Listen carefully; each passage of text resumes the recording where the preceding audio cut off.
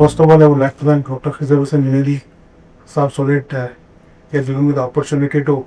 just give you the basics of clinical accounting, which most doctor misses out. First of all, I would like to communicate is that जब बच्चे थे teenage में थे हम सोचे कि सीए करेंगे सी डॉक्टर करेंगे या कुछ भी प्रोफेशनल सर्विसेज के लिए मतलब अचीव करेंगे तो उसमें एक ऑब्जेक्टिव कॉमन था हमें financial gain quantitative objective but जैसा हमने उसको डिग्री को अचीव किया सर्विसेज में उतरे you forgot to quantify the quantitative objective उसका क्या मतलब उसको मतलब हम क्वांटिफाई करना भूल गए तो there is one common objective that drives all of us across all professions backgrounds and roles and that is financial well-being for professionals. There are usually two goals: quantitative money, revenue and profit; qualitative service, impact and reputation. Many doctors focus on qualitative but forgot to focus on the quantitative objective. The effects of ignoring accounting. So मैं एक question करना चाहता हूँ जिसकी भी clinic है poly clinic है क्या आपको पता है कि आपके हॉस्पिटल का पॉली क्लिनिक का प्रॉफिटेबिलिटी क्या है क्या कॉस्ट ऑफ सर्विस प्रोवाइड आप जो कर रहे हैं वो क्या है मंथली प्रॉफिटेबिलिटी ट्रेंड्स आपका कौन सा जो मतलब प्रोडक्ट है कौन सा आपका लैब प्रोसीजर है कौन सा डॉक्टर हाईएस्ट प्रॉफिट मेकिंग है किसी को नहीं पता normally big hospitals have this data but small and medium and growing hospitals miss on this data so consequence of neglecting clinical accounting and unknown profitability, inflexible margins, unclear service costs, cash flow issues. Even skilled doctors can't run hospitals effectively without proper accounting practices. Accounting the foundation for improvement. बहुत सारे doctors को मैं देखा हूँ sir के मतलब accounting को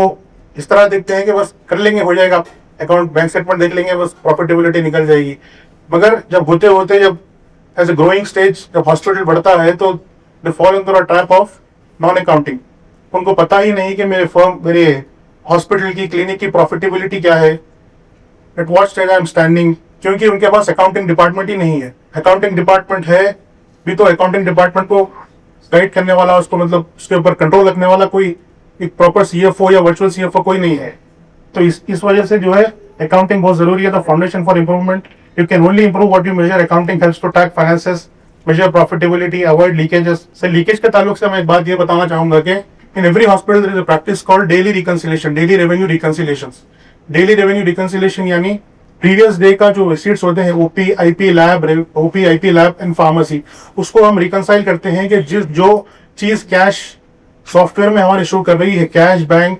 OP IP की और फार्मेसी की वो रियलाइज हुई है या नहीं कैश जो दिखा रहा है कि मतलब है तो सॉफ्टवेयर में अगर हाथ में कितना है बैंक में दिखा रहा है कि सॉफ्टवेयर में इतना अमाउंट आया है एक्चुअली बैंक स्टेटमेंट में आया कितना है So there is a chance of pilferage, at the point of sale. So daily reconciliation is very important for tracking your, daily revenue and avoiding leakages. The power of a good HMS, hospital management system. बहुत सारे small and growing जो hospitals and clinics है उसमें एक कमी मैंने देखी है या तो सॉफ्टवेयर होता ही नहीं है एक्सेल पे रन करते हैं सॉफ्टवेयर होता है वो प्रॉपर रिपोर्ट जनरेट नहीं कर पाता यानी प्रॉपर डे रिपोर्ट जनरेट करना मतलब सेल मतलब OP IP revenue pharmacy mode of payment cash bank UPI cheque NEFT और जहां पर इंश्योरेंस है वहां पर तो और ज्यादा प्रॉब्लम बढ़ जाती है कि वहां पर एचएमएस सॉफ्टवेयर ये करता है कि मतलब इनकम बुक ही नहीं करता पेशेंट समझिए आज आया 4 दिन के बाद पेशेंट का डिस्चार्ज है तो 4 दिन के बाद अगर पेशेंट जब डिस्चार्ज हो जाएगा और इनकम रिकॉर्ड ही नहीं हुई है जब इंश्योरेंस से थर्ड टीपीएस से जब पैसा आएगा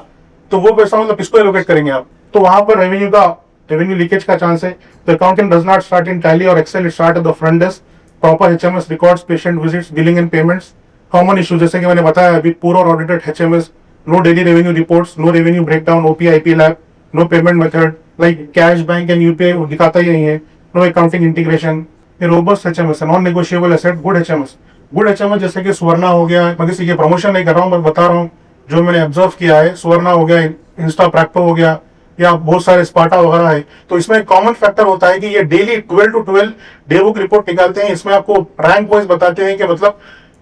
ओपी का कितना रेवेन्यू हुआ कौन से किस मोड से हुआ किस टाइम पर हुआ even they mention the timing properly so उससे क्या होता है कि मतलब डेली रिकंसिलेशन करने के लिए और अकाउंटिंग करने के लिए आसानी होती है तो अकाउंटेंट अकाउंटिंग करेगा जब उसको डाटा मिलेगा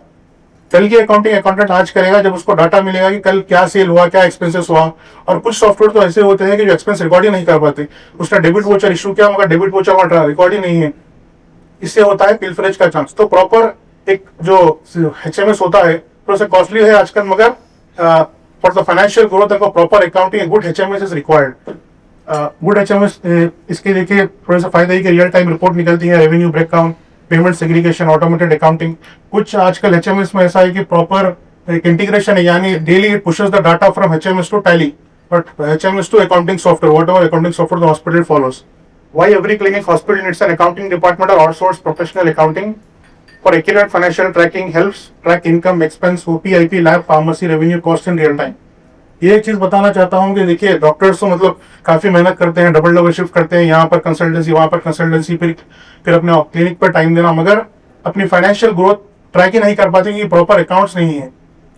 अगर आप अपनी फाइनेंशियल ग्रोथ ट्रैक नहीं कर पाएंगे, मेरे इनफ्लोस कितने हैं, मेरे आउटफ्लोस कितने हैं, मुझे प्रॉफिट हो रहा है, मुझे लॉस हो रहा है, तो आप पता नहीं कर पाएंगे मैं ग्रोइंग पाथ पे हूँ या डिक्लाइनिंग पाथ पे हूँ। तो that's why you need an proper accounting. For proper accounting, you need a proper HMS software, and for doing the accounting, you need a proper accounting department or a accounting firm, which guides you through the proper accounting. So इसके कुछ benefits है कि avoid cash leakages, control misuse or untracked spending, especially in cash UK heavy environment, better decision making, enable monthly MIS report and budget comparison to improve profitability. और एक चीज जब month and होता है तो नॉर्मली जैसे कि बड़े हॉस्पिटल से यशोदा, किम्स वगैरह, उसमें एक MIS रिपोर्ट निकलती है। MIS रिपोर्ट यानी वो रिपोर्ट जो है जो डायरेक्टर को पेश की जाती है कि ये प्रीवियस मंथ में आपके हॉस्पिटल में इससे इतना रेवेन्यू हुआ, इतना प्रॉफिटेबिलिटी है, इतने इनफ्लो से, इतने आउटफ्लो से, आप इस कॉस्ट को कम कर सकते हैं, इस कॉस्ट को बढ़ा सकते हैं आप। Through the budgeting it helps the director to take the decision, regulate compliance, saves time and effort, scalability, technology plus expertise, professionals use accounting software. Normally जैसे कि बड़े हॉस्पिटल से वहाँ पर SAP फॉलो होता है, मगर स्मॉल एंड ग्रोइंग हॉस्पिटल्स में टैली है, ज़ोहो बुक आजकल काफी अच्छी सर्विस प्रोवाइड कर रहे हैं, तो ये भी हम ऑप्ट कर सकते हैं। बेसिकली देखिए एक स्टेटमेंट बनाया जाता है the end of the year और the end of the month, उससे PNL कहते हैं, profit and loss account. Profit and loss account में आपको ये बताते हैं कि what are the inflows, what are the outflows, मैंने क्या क्या मतलब मुझे इनकम हुई है, क्या क्या हमारे हॉस्पिटल को एक्सपेंस हुआ है, इधर वी आर इन प्रॉफिट और we are in loss. So PNL is equal to financial health report, की sections, revenue, OP, IP, lab, direct cost, medicine, के out, gross profit is equal to revenue minus that को gross profit, net profit से पहले आता है gross profit, उस expenses को minus करके निकाला जाता है जो मतलब डायरेक्टली एट्रीब्यूटेबल है, यानी डॉक्टर सर्विसेज हो गया, मेडिसिन हो गई।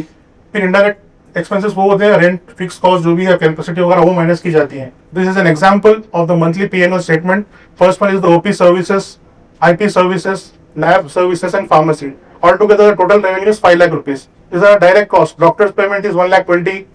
Medicine consume 80,000, lab expenses 30,000, total direct cost 2,30,000। जब हम रेवेन्यू में से ग्रॉस प्रॉफिट को माइनस करेंगे तो ग्रॉस डायरेक्ट कॉस्ट को माइनस करेंगे तो ग्रॉस प्रॉफिट आएगा 2,70,000। After 2,70,000 we need to subtract the operating expenses like salaries, rent, utilities, admin operations, pantry expenses, all that. So after that we are at net profit. This is the final profits which the hospital have achieved. So whether a small clinic or a growing hospital, having a professional virtual CFO can help you